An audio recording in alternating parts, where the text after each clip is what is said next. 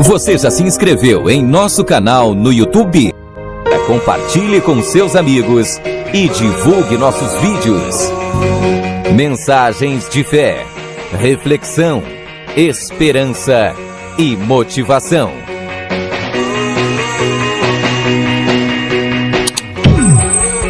Inscreva-se agora em nosso canal e acompanhe nossos vídeos diariamente.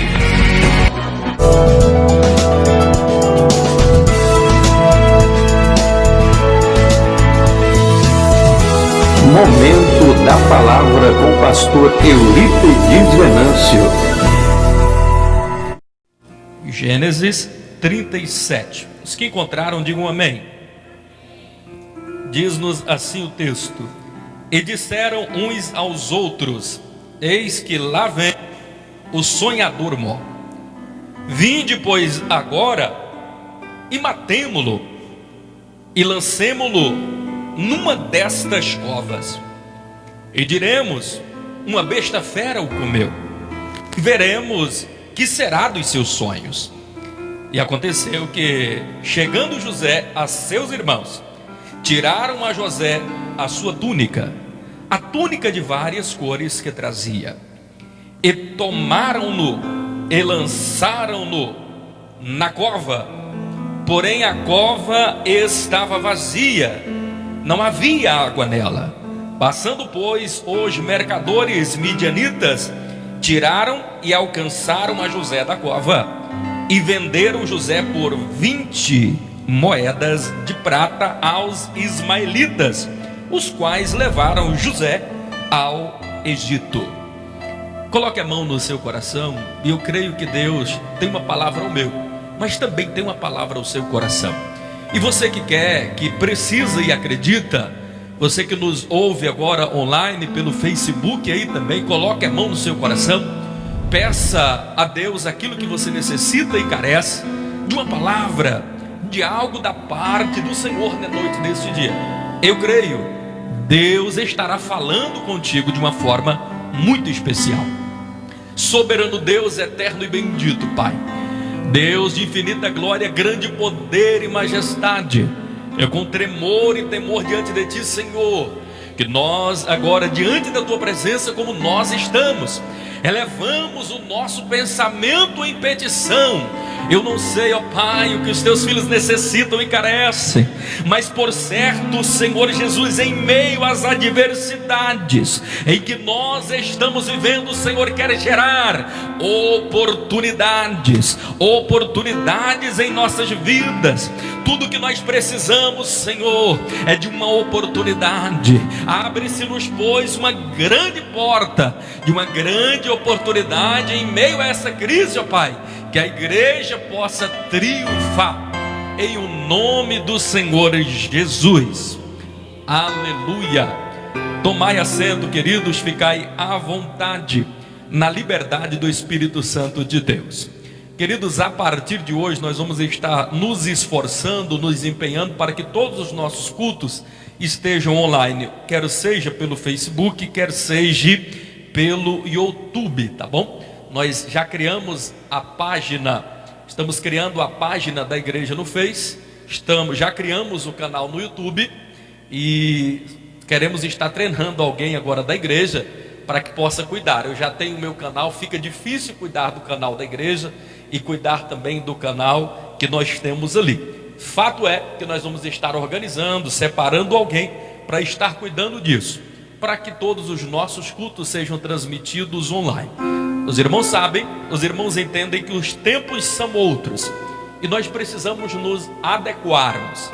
Aqueles que aqui não podem estar, nós chegamos até eles através deste culto online, quer seja pelo Facebook, quer seja pelo YouTube, de tal forma que somos abençoados de perto, mas também somos abençoados de longe.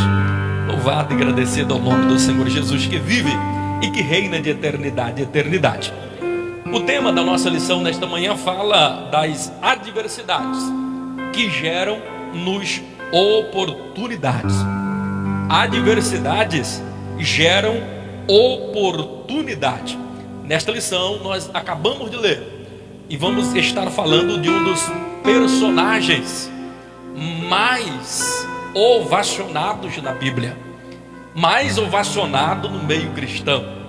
E você olha para a vida de José, que vida abençoada, irmã Marisa, que coisa contagiante. A gente olha para a história de José, irmã Jay, e a gente sente-se compelido a acreditar mais, a ver que do nosso lado existe um Deus poderoso, que não importa as adversidades e as lutas pelas quais porventura possamos nós estarmos vivendo e atravessando, Deus sempre nos dará um escape. Eu costumo dizer que se Jesus está no barco, por certo chegaremos ao outro lado da margem, porque conosco o Senhor Jesus está. José, o filho, juntamente com Benjamim, os filhos mais novos que ele tivera já na sua velhice, Jacó. Raquel, como todos sabem, era estéril. E em meio a todas essas dificuldades, algumas coisas nos saltam aqui aos olhos sobre o nascimento de José, sobre a forma como ele fora criada e as crises que se foram presentes no seu lar devido a essa forma de tratamento.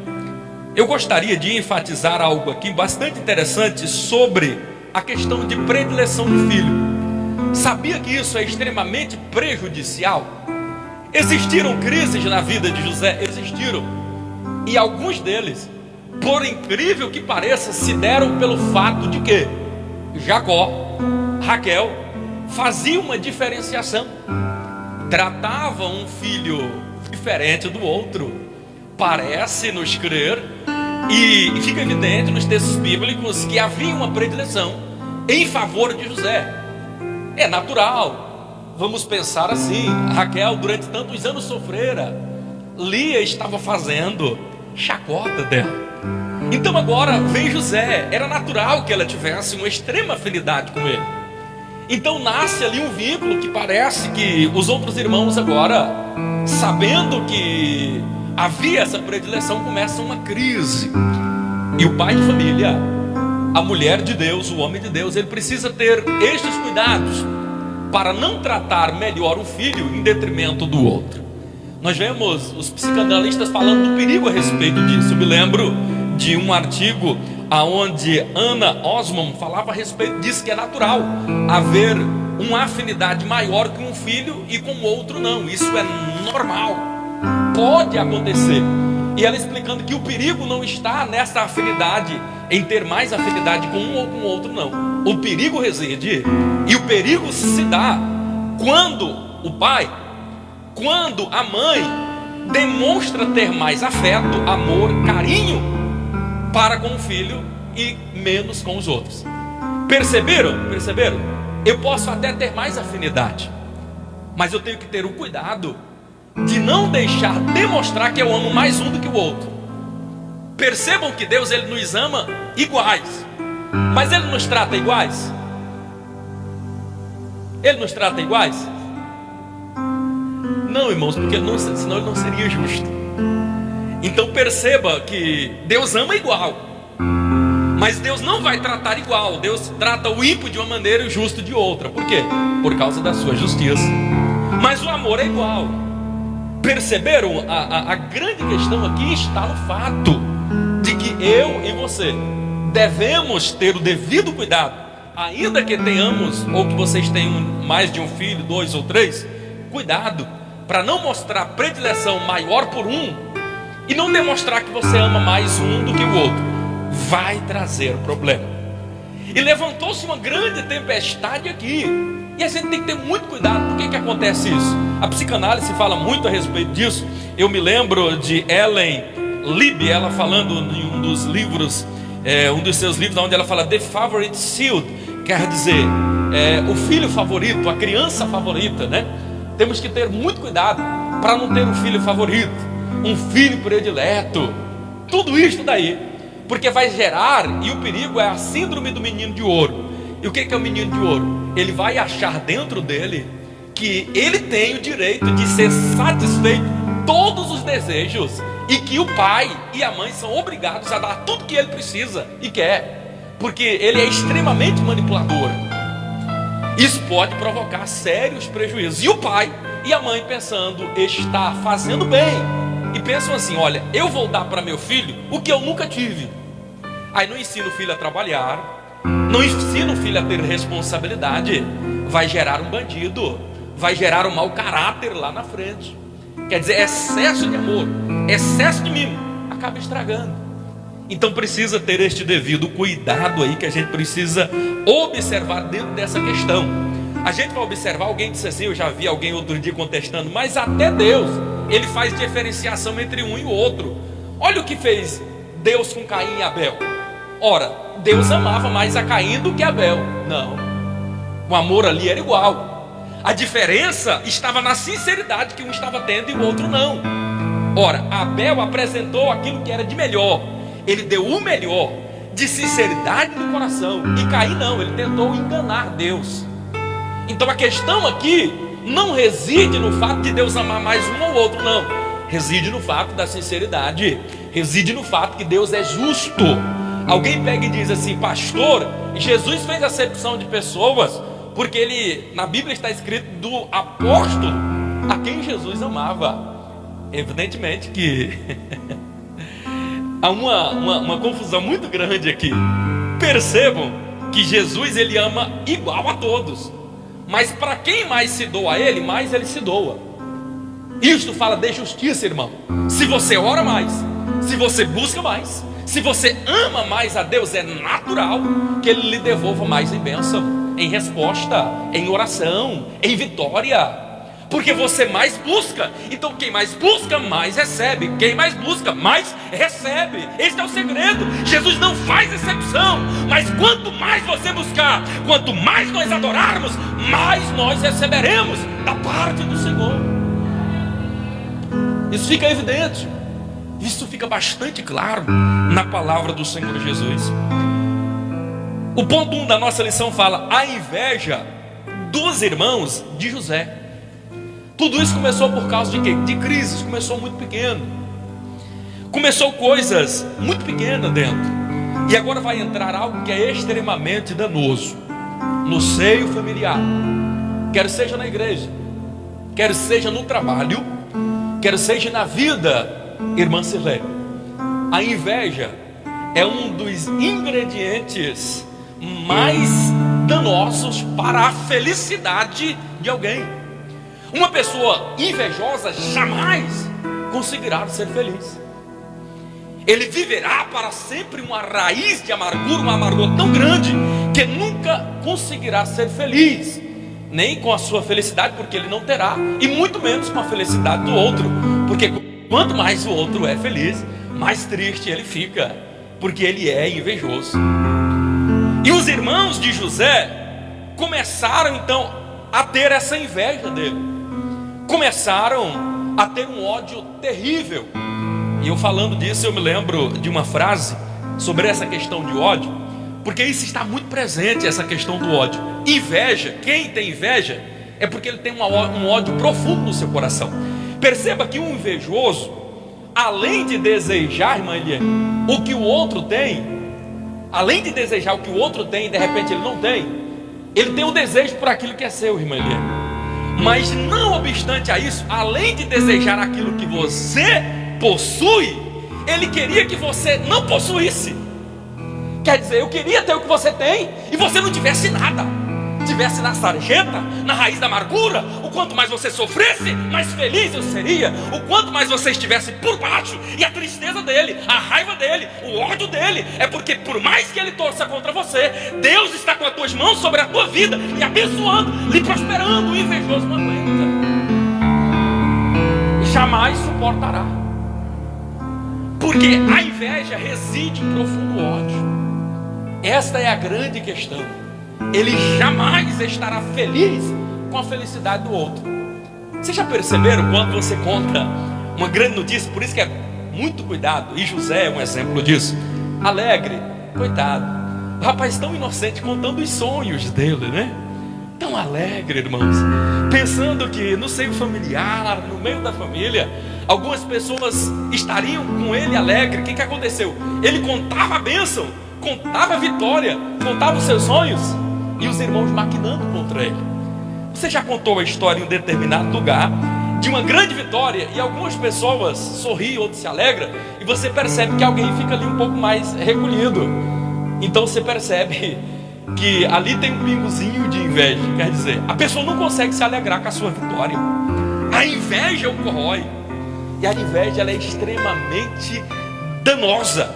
E é isso que vai falar a respeito dessa questão Arthur Chopin, aonde ele diz assim, eu concordo em gênero, número e grau, é que não existe ódio maior do que o da inveja. Se você quiser conhecer o suprassumo do ódio, reside em uma pessoa invejosa. É terrível, irmão. E é talvez por causa disso que Renato Bezão, ele fala a respeito disso, que a inveja não goza de uma muito boa reputação. A reputação da inveja é algo realmente terrível. Se você não quiser ter em sua vida a alcunha de algo tão terrível, então seja uma pessoa amorosa, que ame.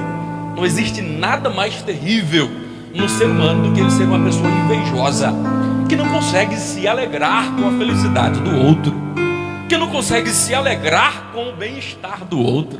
Irmão, coisa boa é quando o crente tem a empatia de se colocar no lugar do outro, e quando o outro consegue ter uma grande vitória.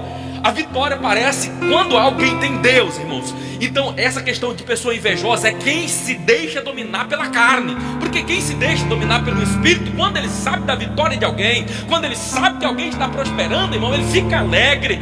Parece que ele fez aquilo dali, ele participou daquela vitória, ele está tão feliz. Oh, glória a Deus, meu irmão conquistou, ele comprou um carro, ele comprou uma casa, acabou de se casar, glória a Deus, aleluia, está prosperando, Deus é com ele. Coisa gostosa, irmão, quando o crente ele tem esse espírito de amor. O amor tudo suporta. A inveja, ela vai matar o que há de mais sublime no coração do homem, que é o amor.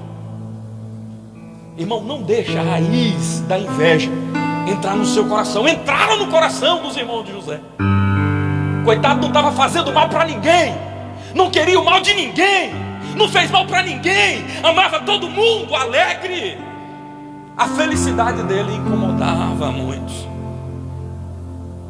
O ódio levantado em relação àquela pessoa causou muitos males. É por isso que Ovídio, em suas sábias palavras, ele diz algo que eu concordo muito. Ele diz da seguinte forma, que a inveja habita em um vale tão escuro e sombrio, onde jamais a luz do sol conseguirá chegar. Perceberam? A inveja habita em um vale tão sombrio e escuro, onde jamais os raios do sol conseguirá ser percebido, conseguirá ser enxergado. Quer dizer, a pessoa nunca terá luz na vida dela enquanto não deixar de ser invejoso, porque as trevas lhe dominou. Tenhamos cuidado, irmãos. Alguém disse assim, eu tenho uma inveja santa. Não, não tem esse negócio de inveja santa, não. Você pode tem cuidado, porque a palavra inveja em si não é bom. Você pode, por exemplo, dizer assim, olha, alguém alcançou uma posição, eu vou me inspirar na sua luta. Eu estou me inspirando em José. Eu estou invejando? Não, eu estou me inspirando, irmãos. Em vez de invejar, se inspire na vitória do outro. Em vez de sentir inveja, inspire-se na luta dele, os bastidores dele. Porque às vezes nós queremos a vitória, mas não vamos por os bastidores ver o que a pessoa sofreu, o que a pessoa lutou, o que ele teve que fazer para chegar até ali. Se inspire na luta dele. Oh, aleluia, isso é sério.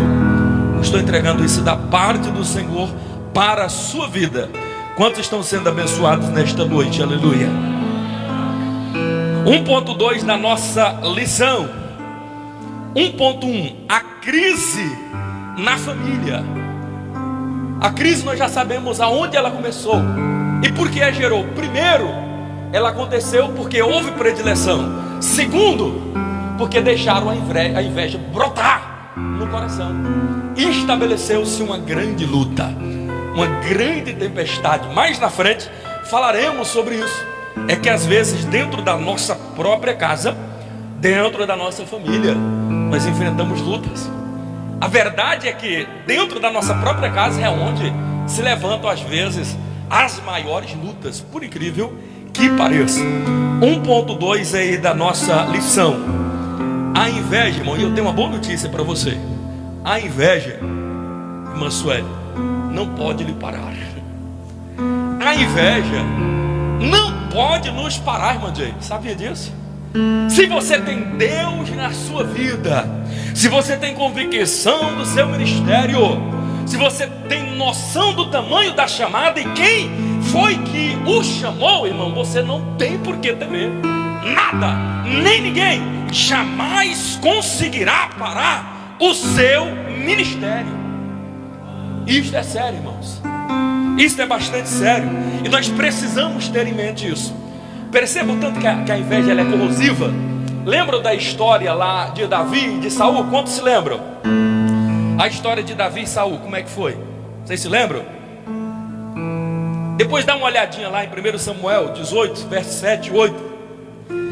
E toda a história de Davi e de Saul, ela é interessante. Perceba que Davi venceu o gigante Golias. Venceu, sim ou não? Davi, irmãos, ele foi instrumento de Deus, homem de batalha, de guerra. Olha o que esse homem fez. Um gigante que estava afrontando por meses a Israel. Ele livrou Israel. E interessante é que Saul estava feliz com isso, estava alegre, estava alegre, irmão Saul. Sabe qual foi o começo do fim da derrocada final de Saul? No dia em que as mulheres entraram cantando e disseram assim: oh, aleluia, parafraseando, louvado seja Saul que matou os seus milhares. Ele ficou alegre, eita maravilha. Passou um pouquinho, a mulher começou a cantar outra parte, a estrofe, e dizia: louvado seja Davi que matou os seus 10 milhares. Só por causa disso, irmãos, por causa disso, e somente isso, nasceu a inveja. Davi não fez mal a Saul. Davi não desejava mal a Saul, não queria usurpar o trono de Saul, não. Ele estava lutando por Israel quando ninguém quis lutar. O homem merecia ali ser ovacionado, aplaudido, mas em vez disso passou a ser odiado. E a partir daquele dia, a inveja tomou conta no coração de Saul. Perceberam tanto que a inveja ela é extremamente danosa? Aí ela vai produzir essa questão, o desejo da outra pessoa de tentar pará-lo, de tentar destruir o seu ministério. E foi exatamente isso que aconteceu. Foi isso que ocorreu com a vida de José. Aconteceu com Davi. Acontece na minha vida. Acontece também na sua vida, irmãos. Pessoas que vão tentar parar o teu ministério. Conseguirão? Se você estiver firmado em Deus, nunca, jamais. Eu sei em quem eu tenho crido. Você sabe quem você tem crido, irmãos? Quem te fez a promessa, irmãos, garante. Estão lutando não é contra você não, estão lutando é contra o próprio Deus. Fica firme, a vitória vai chegar.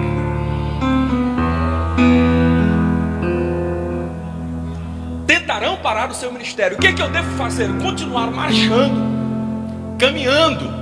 É por isso que quando na maior crise em que Israel estava, olhando para trás tinha Faraó, os seus cavaleiros. Na frente estava o Mar Vermelho, atrás Faraó. Do lado estava Migdol, estava Pirairote. Era um lugar sem saída, porque Pirairote significa o trono de Satanás. Migdol, lugar sem saída, quer dizer, estava no pior lugar onde poderia estar. Tinha saída? Não tinha. Aí o que Deus diz? Olha, não pare não na luta, continue caminhando. Diga ao povo que marche. Estão tentando parar você, continue caminhando. Estão tentando parar o seu ministério, continue caminhando. Continue marchando. Não pare com a crítica, não pare com a luta. Se você tem certeza do teu chamado, se você tem certeza que foi Deus que o chamou, que o capacitou, não pare de caminhar, não pare de lutar. Continue seguindo em frente. Oh, aleluia, aleluia, irmãos. Não conseguirão parar o seu ministério. Olha a vida de Neemias. Aquele homem enfrentou Tobias, enfrentou Sambalate, enfrentou uma multidão de samaritanos que tentava tirar o foco dele. Sabe qual foi a resposta de Neemias? Capítulo de número 6 e o verso de número 3. Tobias, Sambalate, havia uma multidão orquestrada tentando distraí-lo, a fim de que a obra do templo fosse parada, a fim de que formasse e fosse feita ali uma emboscada, quem sabe até para tirar a vida. Tentaram tirar a vida do nosso presidente. Olha a inveja, o ódio, o que é capaz de produzir e de fazer no ser humano. Sabe o que fez Neemias, irmãos? Isso me inspira demais. Eu dou glória a Deus. Quando eu leio esse texto, me dá uma vontade de alegrar, de continuar seguindo em frente. Olha o que esse homem vai dizer. Olha, disseram, olha, desça aí do muro, para o serviço aí, vem até aqui a nós, porque nós queremos conversar contigo. De repente era uma armadilha, era alguma coisa. Sabe o que ele diz? Olha, eu estou fazendo uma grande obra e eu não posso descer. O que ele estava querendo dizer? Eu estou fazendo uma grande obra e por isso eu não posso parar. Eu vou continuar, porque se eu parar, a obra para. Se eu parar, a obra que Deus estava realizando na minha vida e através da minha vida para abençoar outras vidas vai parar. Então eu não vou parar. Eu vou continuar tapando as brechas do muro. Eu vou continuar levantando os muros da minha casa para proteger a minha família, para proteger a igreja que está aos meus cuidados. Está alguém criticando, está alguém falando mal, mas eu estou fazendo uma grande obra. Alguém pode dizer, é muito pequeno o que você está fazendo. Vai fazer um saco de milho aí, de pamonha, uma coisinha tão pequena, para que isso? Pare com essa bobagem, não há necessidade disso. Mas não pare. Para alguém pode ser pequeno, para alguém pode ser pequeno estar ali na portaria, na frente da igreja. De repente aquilo que você está fazendo na obra, alguém vai dizer, é muito pequeno, mas você tem que dizer, eu estou fazendo uma grande obra, porque quem faz a obra de Deus não está fazendo algo pequeno. A obra de Deus é grande. Louvado, engrandecido é o nome do Senhor. Aleluia. Oh, aleluia. Eu sinto a presença de Deus. Adore a Ele por um minuto. Adore, adore, aleluia.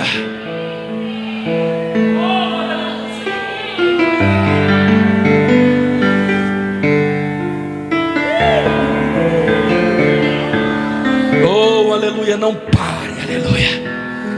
Não pare, irmã Doraci. Não pare, irmã Marice. Não pare, irmã da Luz, irmã Eliane, irmã Eliene, evangelista Jackson, obreiro a quem a gente tem um carinho. Não pare, igreja.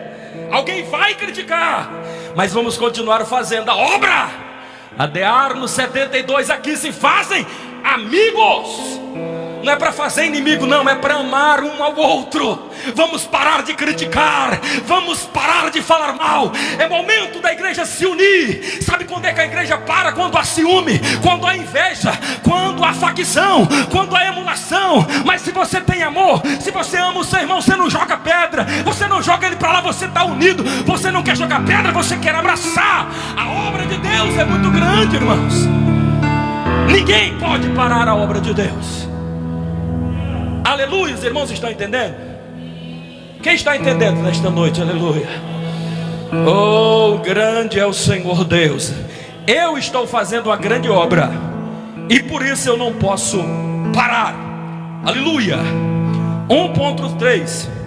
Os seus adversários, irmãos, vão tentar fazer você parar.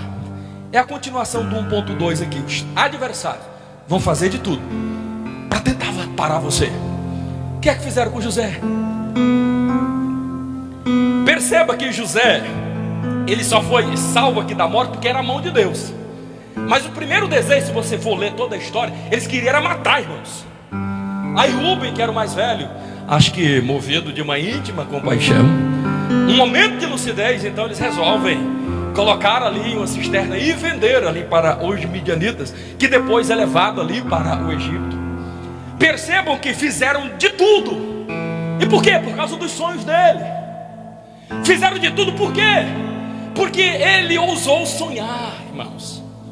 Eu li um livro, irmãos, que há muitos anos atrás, que alguém pode gostar ou não, eu gosto muito, gostava hoje nem tanto, mas eu gostava muito de um livro de Augusto Cury, que falava assim: não desista dos seus sonhos. Mas eu gostei muito de ler aquele livro. Naquela época eu estava vivendo um período que os meus sonhos estavam sendo frustrados. Eu não estava acreditando nem mais no meu ministério que podia florescer. Então eu li aquele livro, e o interessante é que Augusto Cury parece ser um cristão, e tudo que ele coloca o amor de Jesus no meio. E ele, quando fala de Jesus, parece que ele fala com tanta propriedade que os livros dele só são bons. E ele só é tão ovacionado porque eu creio que é porque ele fala de Jesus. Se não falasse, ele não era tão reconhecido no Brasil como é hoje. Tenho certeza. Bolsonaro só é Bolsonaro. Bolsonaro só está aqui porque ele está prezando pelo bem da família. Ele levantou uma bandeira. Não é o modelo ideal. Tem outros que poderiam até, mas ele teve a coragem de assumir aquela posição e trabalhar em defesa da família, em defesa de Deus, e dizer: e conhecereis a verdade, e a verdade vos libertará. Nunca na história do Brasil um presidente foi tão achincalhado. Nunca na história do Brasil a imprensa trabalhou tanto para derrubar um presidente. Congresso, nós vemos um STF acovardado, covarde de forma sorrateira, gostando ou não. E sabe por que isso? Porque a igreja se levantou, e porque ele teve a coragem de defender a família, porque teve a coragem de falar a verdade. É perfeito? Não, tem muito defeito. Podia ter outro melhor? Podia. Mas os homens de Deus não estão querendo assumir a posição. Perceberam? Deus está procurando um homem com quem ele possa contar, irmãos. Deus está procurando uma mulher com quem ele possa contar. Uma criança, um adolescente, com quem ele pode contar. Será que Deus pode contar com você nesta noite? Será que Deus pode contar contigo nesta noite, Cristiano? Será que Deus pode contar contigo nesta noite, José Augusto? Será que Deus pode contar comigo? Deus contar com você nesta última hora, aleluia. Aleluia. Eu sinto a presença de Deus, aleluia. Oh, aleluia, aleluia, aleluia, aleluia. Estão tentando lhe parar, meu amado e querido irmão. Jogaram pedra em você, estão falando mal de você, mas eu quero lhe trazer uma boa notícia. Você não é fruto daquilo que estão falando de você. Você não é aquilo que as pessoas dizem a respeito de você. Você é aquilo que Deus diz que você é. Aleluia. Foi Ele quem te escolheu. Jeremias, no capítulo de número 1 e o versículo de número 5 diz que antes que tu fosse formado, eu já te conhecia, e antes que tu saíste a madre da tua mãe, eu te santifiquei como profeta. Deus lhe chamou para ser profeta nesta terra. Isso é que é Deus, isso é que é Deus, isso é que é Deus, aleluia. Oh, aleluia, eu sinto a presença de Deus. Oh, aleluia. Oh, aleluia. A minha palavra nesta noite, irmã Eliane: não pare.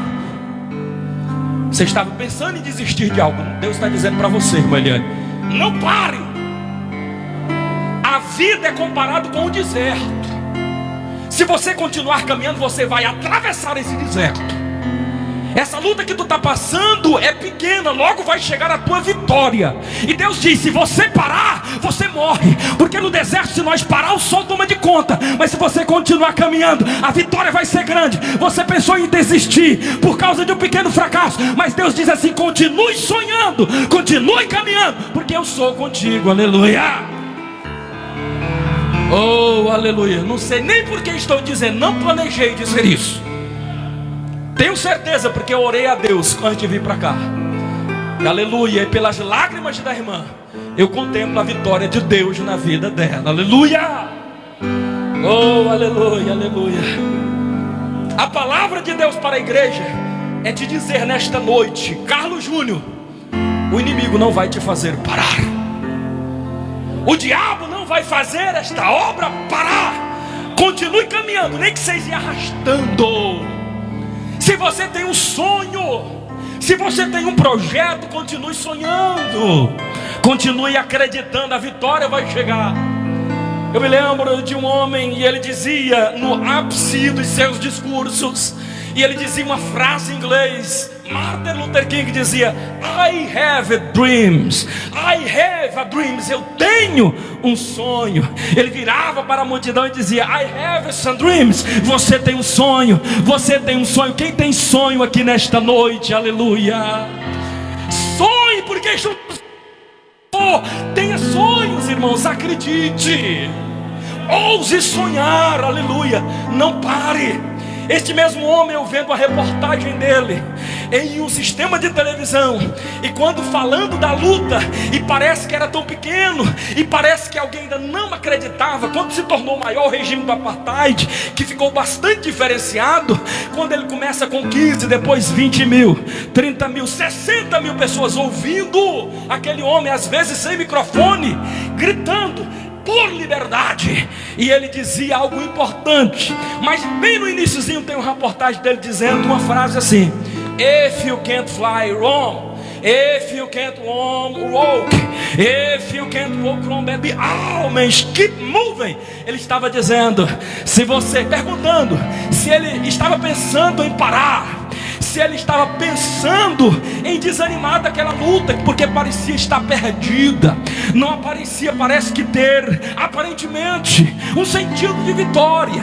Então é nessa oportunidade que ele diz esta frase, dizendo que ele não iria continuar, que ele iria continuar, que ele não iria parar. Então ele olha para a televisão, ali mesmo que em preto e branco, e dizendo esta frase, ele estava dizendo: se você não puder voar, caminhe. Se você não puder caminhar, ande.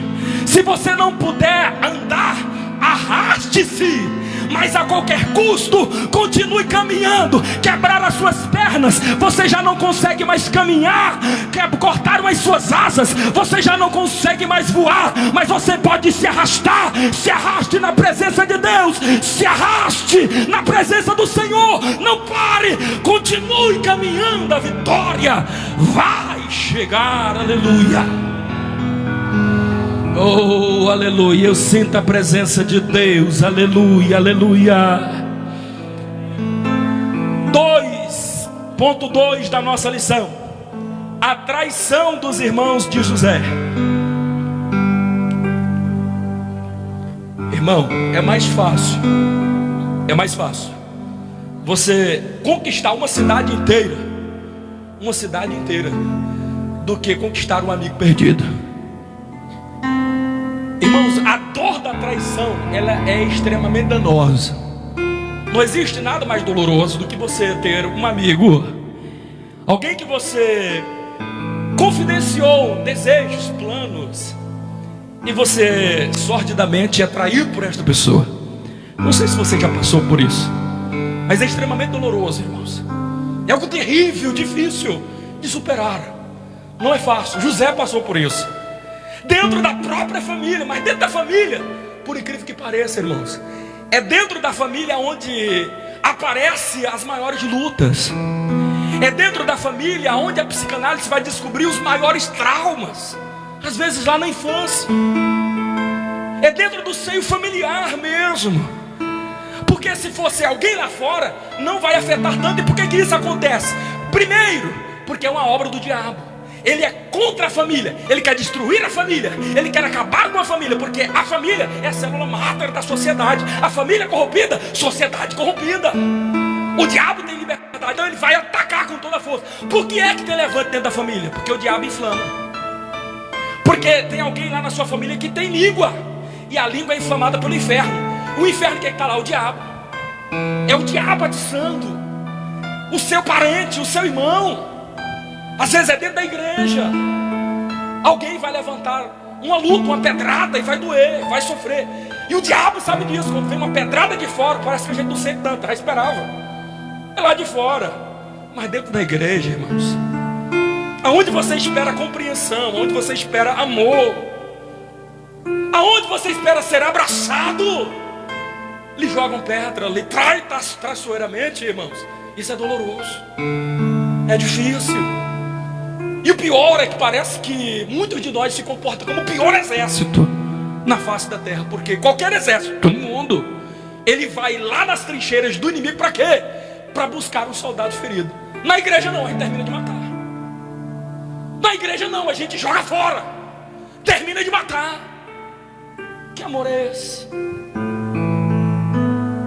Que amor é esse? Então essa é a grande questão. as maiores lutas acontecem no meio da igreja.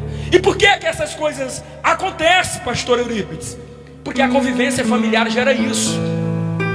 O seu amigo bonitinho lá, que só vê, principalmente aqueles que estão lá no mundo, só vê na balada, só no campinho de futebol, só no joguinho, vê ele de vez em quando, não vai ter atleta não, mas convive o dia inteiro.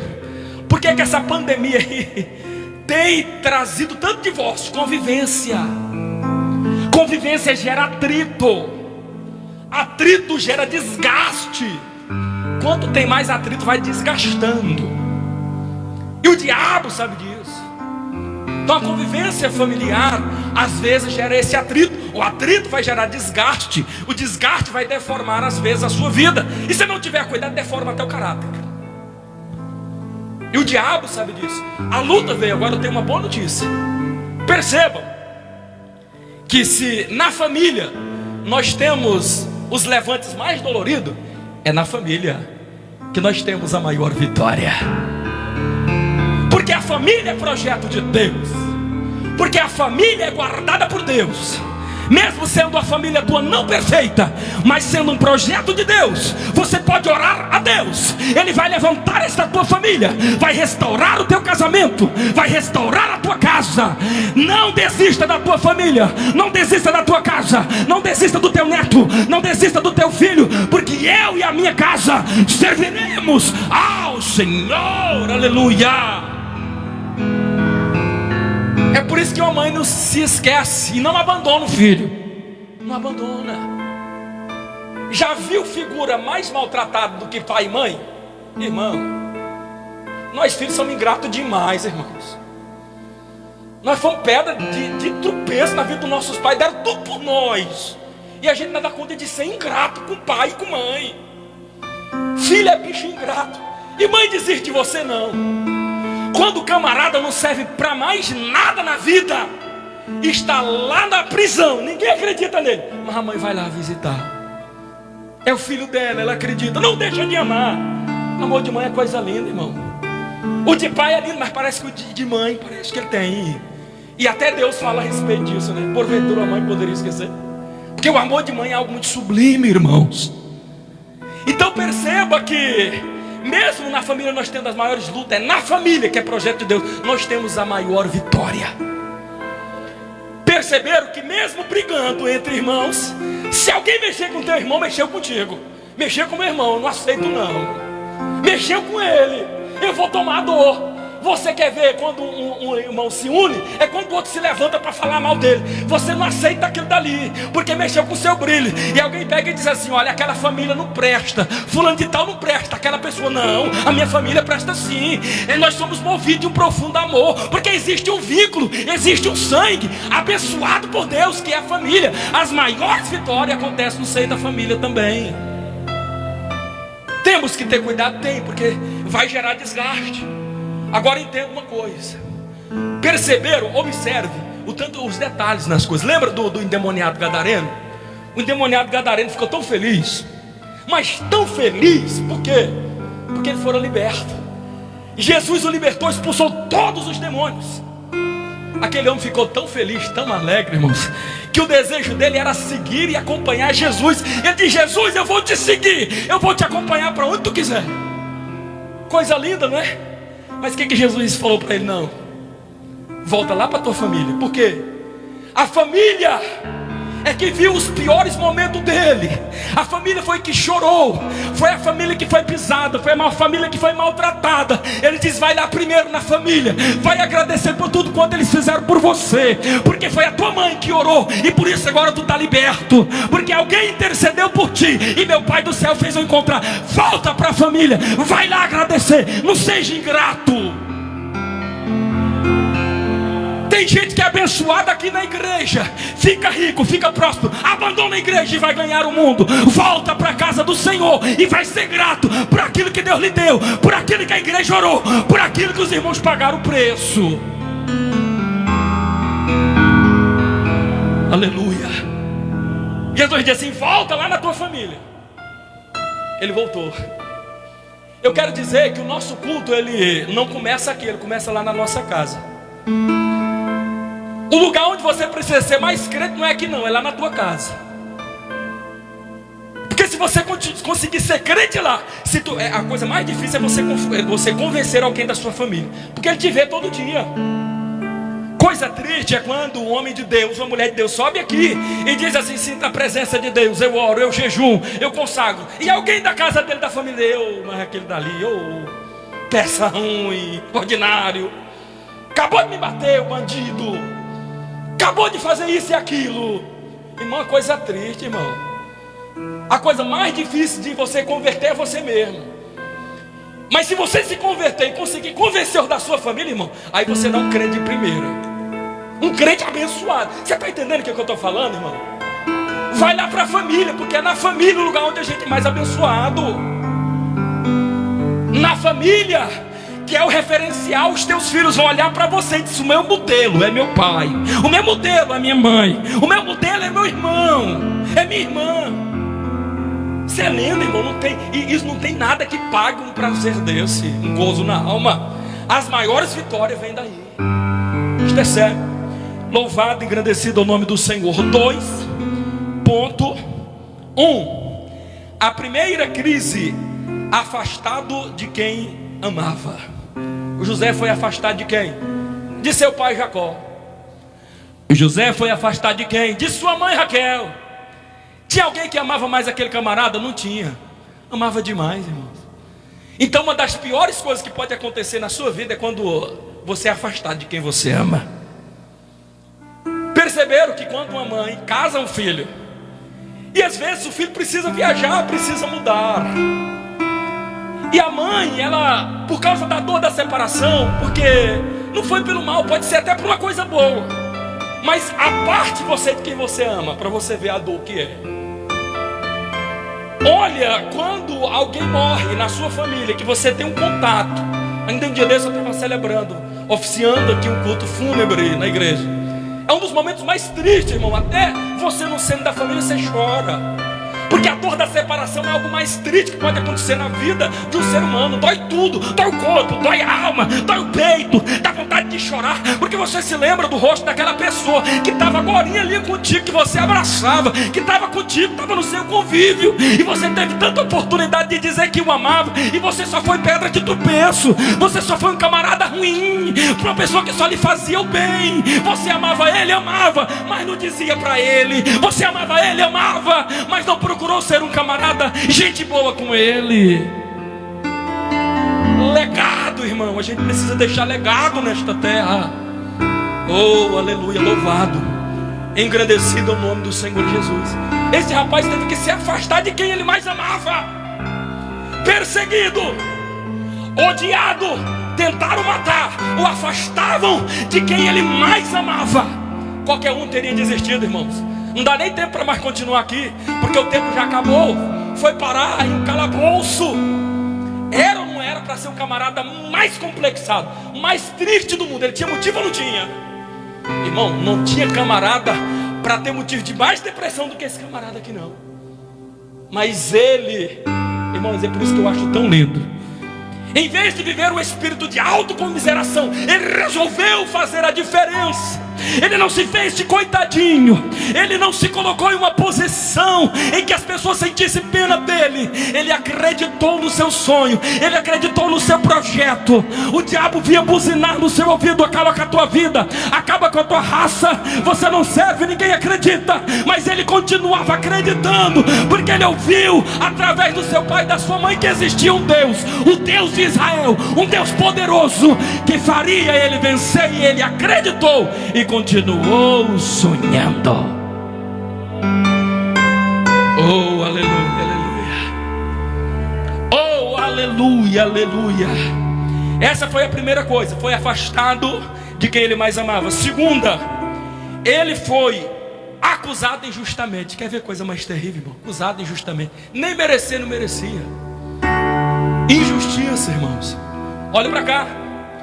Nunca façam injustiça com ninguém. Por quê? Porque o reino de Deus, ele é feito de justiça.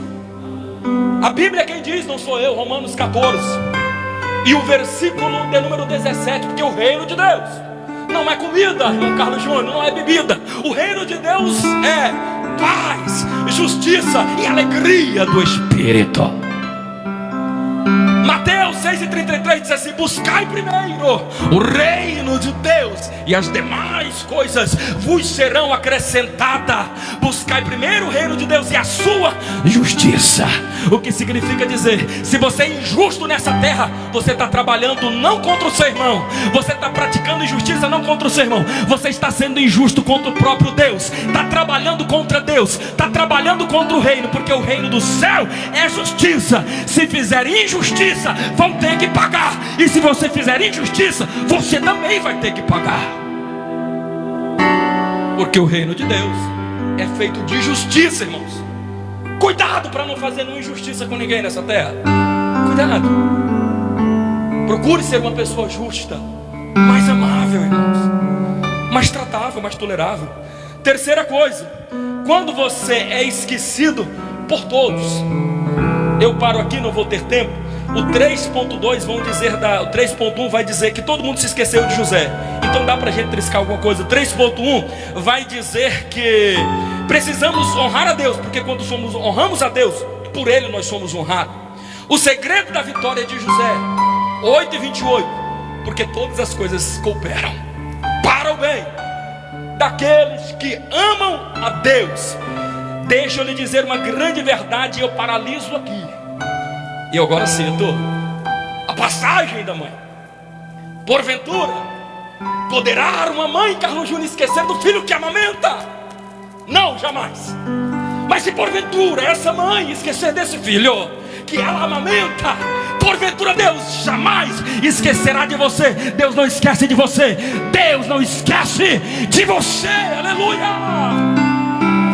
Oh, aleluia. Estava no calabouço, estava esquecido por todo mundo, o mordomo esqueceu dele, e ele diz: lembra de mim quando chegar lá. Ele se esqueceu, mas tinha um grandão lá no céu que não esqueceu dele, aleluia.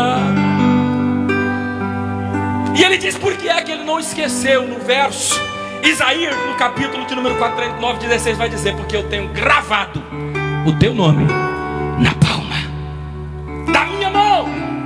Por quê, irmã Jay? Porque eu tenho gravado o teu nome na palma da minha mão. Deus tem o teu nome gravado na palma da mão dele. Oh, aleluia. Talvez você não conheça a história, não dá tempo para nós falar. Mas no período do cativeiro babilônico, quando homens e mulheres foram levados cativo para a Babilônia, sabe o que aconteceu, queridos? As mães eram arrancados os seus filhos, os filhos ainda amamentando. A mãe era tomado o seu filho e levado embora.